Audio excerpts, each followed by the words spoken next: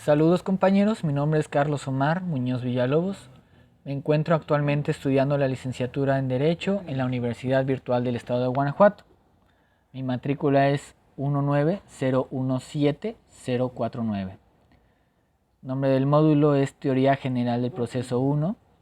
Nombre de la evidencia es Reto 4, Funciones de la Fiscalía. Y el nombre del asesor es el maestro Rodolfo Elías González Montaño. Para esta evidencia nos vamos a basar en el siguiente planteamiento, que el señor Ramírez Trejo es detenido y golpeado por elementos de la policía municipal por encontrársele un paquete de hierba verde, al parecer marihuana, con un peso de 5 kilogramos aproximadamente. En compañía de esta persona estaba un menor de 8 años, de nombre Julio N. Esto es para proteger la identidad del menor. Después de conocer este planteamiento, vamos a responder estas siguientes preguntas. ¿Quién realiza la puesta a disposición del señor Roberto Ramírez Trejo? Quien realiza la puesta a disposición del señor Roberto es el primer respondiente, y el primer respondiente es la primera autoridad con funciones de seguridad pública en el lugar de la intervención, y actuará bajo 3 supuestos, que es denuncia, localización y flagrancia. La autoridad con funciones de seguridad pública pueden ser municipal, estatal o de índole federal, ya sea policía municipal, policía estatal, policía federal, guardia nacional, ejército, marina, fuerza aérea o la policía ministerial. Son encargados de hacer cumplir la ley y tienen obligaciones que se encuentran fundamentados en el artículo 132 del Código Nacional de Procedimientos Penales. La pregunta número 2. ¿Cuál es la función del Ministerio Público en este caso? Las obligaciones del Ministerio Público se encuentran en el artículo 131 del Código Nacional de Procedimientos Penales y el artículo 21 constitucional. En el artículo 21 constitucional menciona que la investigación de los delitos corresponde al Ministerio Público y a las policías, las cuales actuarán bajo la conducción y el mando de aquel en ejercicio de esta función. Y en el artículo 131, donde menciona las obligaciones del Ministerio Público, repito, el artículo 131 del Código Nacional de Procedimientos Penales, ahí se plasman las obligaciones del Ministerio Público, del cual mencionaré algunas, que es vigilar que toda investigación de los delitos se cumpla estrictamente, apegados y respetando los derechos humanos reconocidos en la Constitución y en los tratados internacionales donde México haya sido partícipe. Otra obligación es recibir denuncias o querellas que se presenten de forma oral, escrita, por medios electrónicos, así como las denuncias anónimas en los términos que sean aplicables a la ley. También está obligado a investigar los delitos que sean denunciados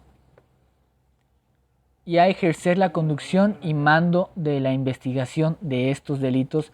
Por eso se tiene que coordinar con las policías municipales y los peritos durante esta investigación. También tiene que iniciar una investigación correspondiente y, si así procede en su caso, ordenar la recolección de indicios y medios de prueba, los cuales servirán para las resoluciones en los órganos jurisdiccionales, así como recabar los elementos necesarios que determinen el daño causado por el delito y su cuantificación para los efectos de la reparación del daño. Como siguiente pregunta es, ¿cuál es la función del Ministerio Público con relación al menor de edad? El Ministerio Público está obligado a promover las acciones necesarias para proveer de seguridad y proporcionar auxilio a víctimas, a ofendidos, jueces, magistrados, agentes del Ministerio Público, policías, peritos y en general a todos los sujetos que hayan tenido relación con la detención y la puesta a disposición. El menor Julio tiene relación con la detención. ¿Por qué? Porque se encontraba con el señor Roberto a la hora de la detención del señor Roberto. Por eso el Ministerio Público está obligado a proteger al menor y a conducirlo ante la autoridad especializada para la protección del menor, como lo es el DIF, donde será canalizado para su protección. También mencionaré la función que desempeñan los jueces de control de enjuiciamiento y de ejecución. Los jueces de control. El juez de control es el encargado de ver lo relacionado con la legalidad de la detención y determinar si una persona debe ir o no a juicio. También es el encargado de decidir las medidas cautelares o, en su caso que se haya cometido algún delito grave, una prisión preventiva. Esto con el fin de que la persona imputada no evada su debido proceso, que no se escape, para poder purgar esta pena que se le dicte después de un juicio. Los jueces de enjuiciamiento. Los jueces de enjuiciamiento es el responsable de llevar a cabo el juicio y dictar una sentencia respetando siempre el debido proceso. Los jueces de ejecución. Los jueces de ejecución son los encargados de verificar que se cumplan las condenas dictadas después de este juicio, ya que también son el encargado de que estas penas se cumplan con el principio de la legalidad, y también son encargados de tener el control de la actividad penitenciaria, garantizando siempre que se respeten los derechos de estas personas detenidas, de estas personas que estén purgando una condena, y corregir los abusos que se lleguen a cometer dentro de estas mismas. Como siguiente punto de esta evidencia es: una vez que se ha concluido el juicio y se ha dictado una sentencia a Roberto Ramírez Trejo, ¿cuáles son los medios de defensa que se pueden interponer contra la sentencia dictada? Para empezar, nos iríamos a la base de la puesta a disposición. La base de la puesta a disposición es en relación con el primer respondiente. El primer respondiente entrega un informe policial homologado, que es este. Aquí tengo un ejemplo de un informe policial homologado, el cual se encuentra en internet. Este informe policial homologado viene un número de folio. Este número de folio es a nivel nacional.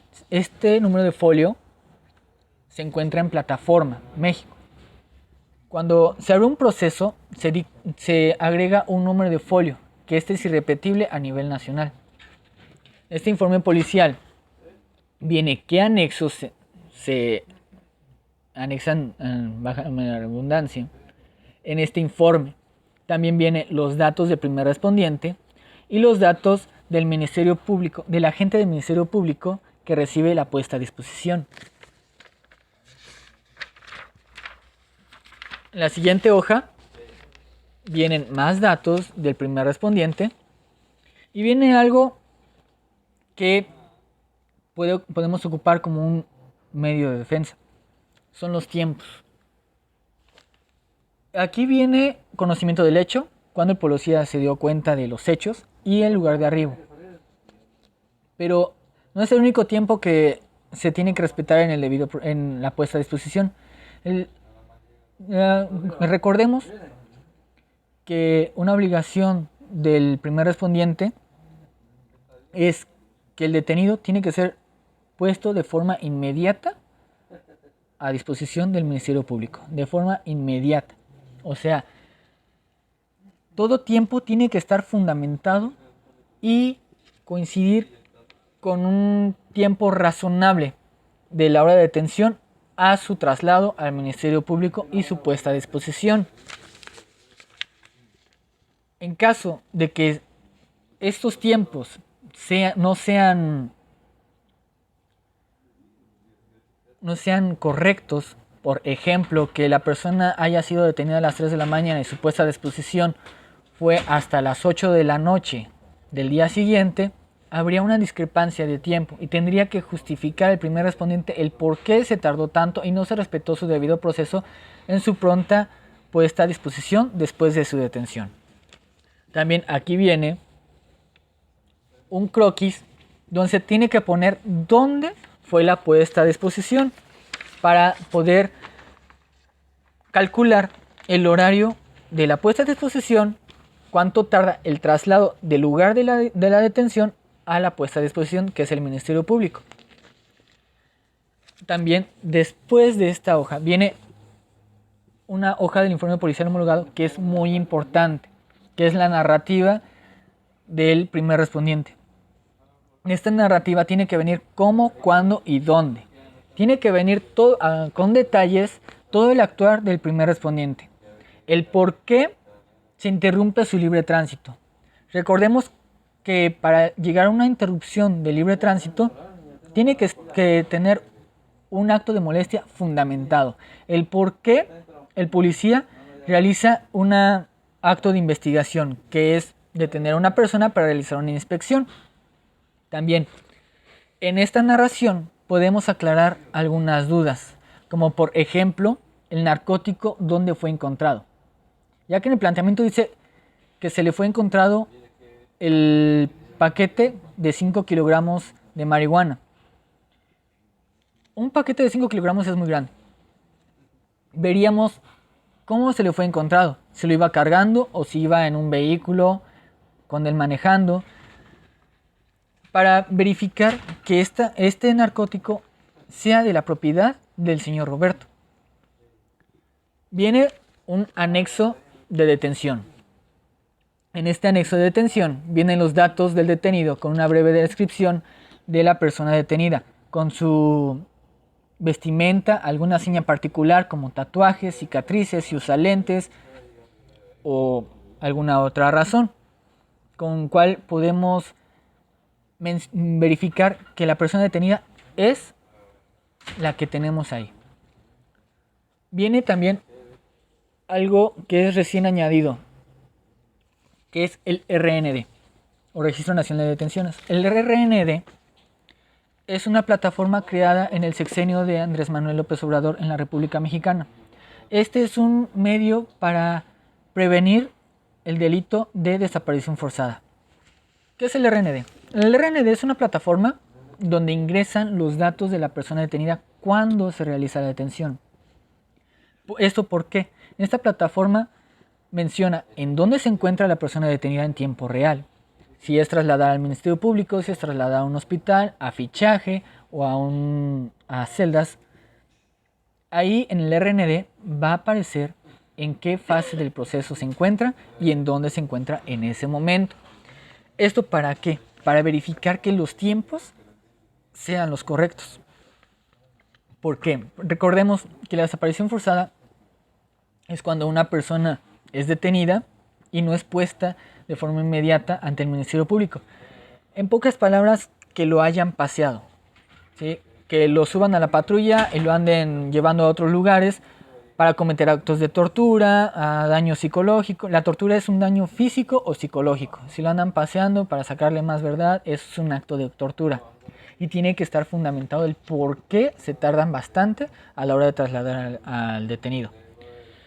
También en este anexo de detención se añade un informe de un dictamen médico. Este dictamen médico es creado por un médico con cédula profesional. Este dictamen médico se plasman si tiene alguna lesión, algún rasguño, algún golpe. En este caso, en este planteamiento, se menciona que la policía municipal realiza golpes en contra del señor Roberto. Lo golpea, entonces le genera algún daño. Estos daños estarán en el dictamen médico que se añade con este anexo de detención. En caso que podamos comprobar estos golpes, podemos realizar una denuncia ante la Comisión Estatal de los Derechos Humanos, debido a que fue una autoridad municipal quien realiza estos actos, porque estarían cayendo en un delito ya sea de tortura o un abuso de autoridad, en caso que hayan realizado unos golpes. Eso estaría plasmado en el dictamen médico y sería un comprobante para demostrar que esta persona fue agredida por parte de la policía municipal o primer respondiente.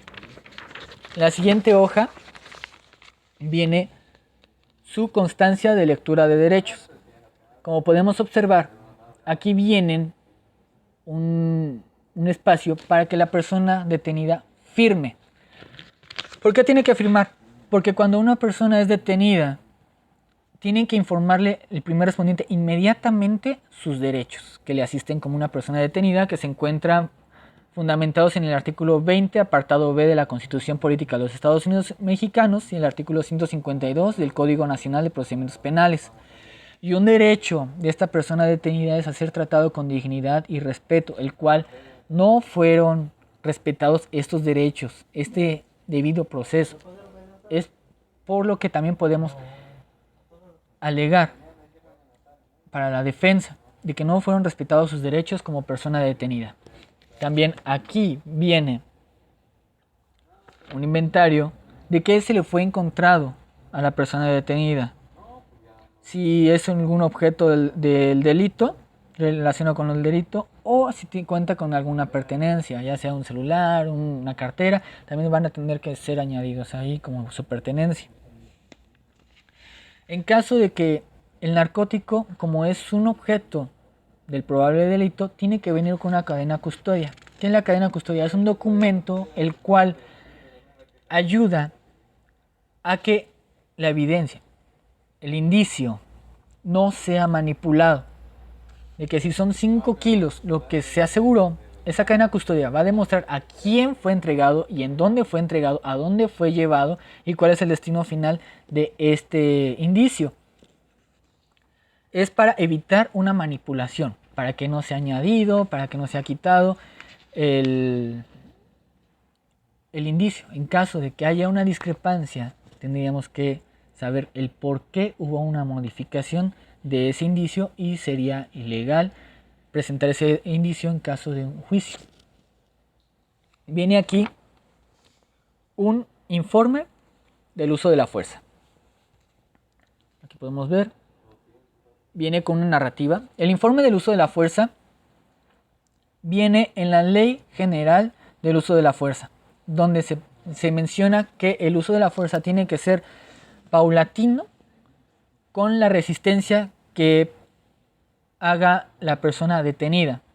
Si realiza una resistencia pasiva, que es negarse a cumplir las órdenes de la autoridad, por ejemplo, que si la autoridad le dice levanta las manos y la persona detenida dice no quiero, tírate al suelo, no quiero, esa es una resistencia pasiva. Resistencia pasiva es desobedecer las órdenes y no generar algún movimiento en contra de la autoridad. La resistencia pasiva es cuando realiza un movimiento en contra de la autoridad, ya sea manotazos, ya sea empujones, golpes, que agreda a la autoridad de una forma letal o no letal. Ahí ya tendría que escalar los niveles del uso de la fuerza, que se encuentran fundamentados en la Ley General del Uso de la Fuerza y en la Ley General de Seguridad Pública. Viene un anexo de inspección de vehículos. En caso de que si el señor Roberto iba conduciendo un vehículo con el paquete, vienen los datos del vehículo, donde se encontraron el objeto del delito y testigos. ¿Quiénes están de testigos que se encontró el objeto del delito en ese lugar? Viene un inventario de armas y objetos. Vienen 2 hojas, una es para las armas y el otro es para objetos, donde viene una descripción de los objetos que se hayan asegurado. Por ejemplo, en este caso es el narcótico. ¿Qué objeto es? Es el narcótico. Se anexa con su cadena custodia para evitar la manipulación de este. Y asimismo, cómo saber el paradero de estos. También viene otra hoja que no la usaría el primer respondiente, pero es bueno mencionar que es el anexo de entrevista. El anexo de entrevista, aquí se anotan los datos de la víctima y la narrativa de la víctima o testigo que haya presenciado el lugar, quien esté denunciando, porque recordemos que también una obligación del primer respondiente es que está en el artículo 132 del Código Nacional de Procedimientos Penales, es a levantar las denuncias. Y es donde usaría el acta de entrevista. También viene su constancia de derechos de la víctima, que está fundamentado en el artículo 20, apartado C de la Constitución Política de los Estados Unidos Mexicanos, que igual no lo usaría, pero lo quisiera añadir en este video. y viene una entrega y recepción del lugar de intervención. Otra obligación del primer respondiente, que está fundamentado en el artículo 132 del Código Nacional de Procedimientos Penales, es también salvaguardar y proteger el lugar de intervención. En caso de que haya sido dentro de una casa donde se encontró el narcótico con el señor Roberto N., la casa se tiene que asegurar. Y si entran los peritos, tienen que anotar sus datos de quién ingresó en el lugar de intervención. Ese es el IPH o informe policial homologado, que es donde podríamos tener varios datos y varios medios de prueba para poder defender al señor Roberto. Esos son lo que en mi caso podría usar para su defensa. Y como conclusión, el debido proceso es un acto muy complejo.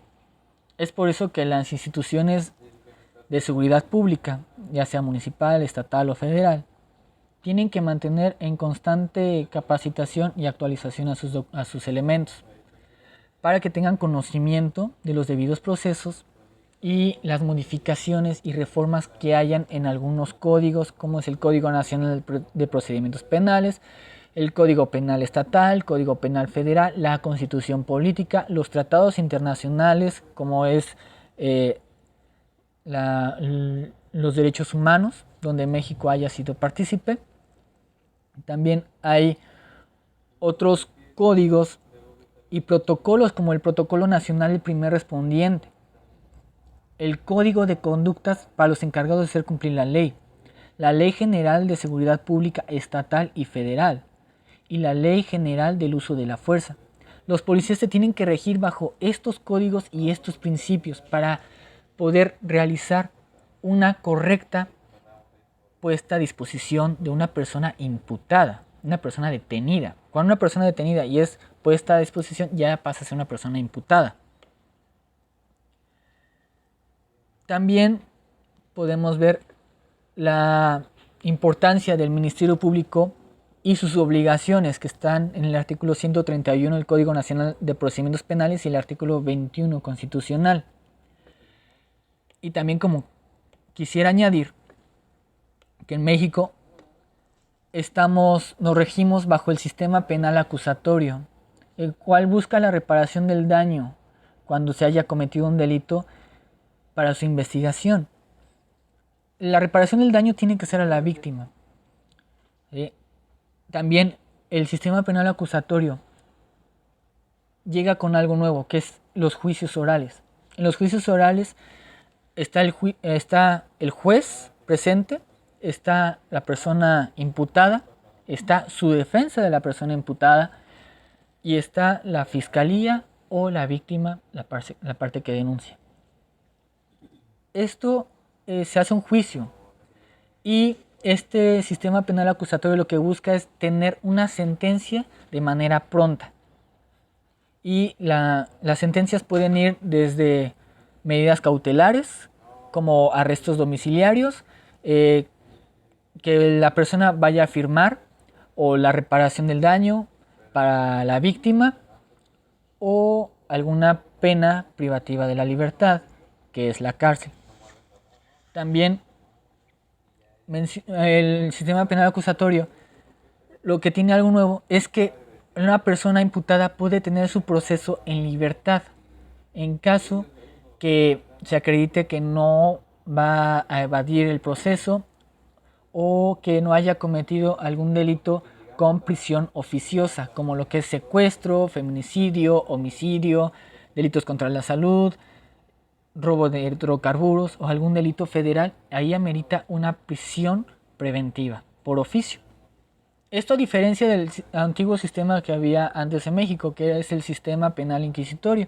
En este sistema penal inquisitorio, la persona que era detenida y el que pasaba a ser imputado iba directamente a la cárcel. Y en la cárcel tenía su proceso legal para determinar su sentencia. Hay veces que era muy tardado y la persona estaba esperando su proceso en la cárcel y a veces llegaba a pasar meses, días o incluso años y no recibía su sentencia y pasaba más tiempo en la cárcel que su sentencia. Aparte, en el sistema penal inquisitorio se generaban las carpetas de investigación, que eran unas carpetas muy grandes, y esas carpetas se les entregaban al juez y el juez leía en su oficina esas carpetas y conforme a esa lectura determinaba su sentencia. Ahora no, ahora es el juez que está en el juicio y verifica si es culpable o no. En el antiguo sistema penal inquisitorio hay veces que el detenido no conocía quién era el juez que le determinaba la sentencia, o hay veces que el juez ni siquiera veía al detenido. Se violaban muchos derechos humanos. Era un sistema inquisitorio, era un sistema obsoleto. Es por eso que México pasó del sistema penal inquisitorio al sistema penal acusatorio. Esto fue en el 2015 y 2016 en la República Mexicana. El sistema penal acusatorio lo que busca es respetar los derechos humanos, buscar la reparación del daño y un juicio justo. También en el debido proceso, muchas leyes son reformadas. Es por eso que el abogado tiene que estar en constante capacitación y constante actualización. Esta es mi evidencia. Mi nombre es Carlos Omar Muñoz Villalobos. Estoy a sus órdenes. Que tengan un excelente día. Gracias.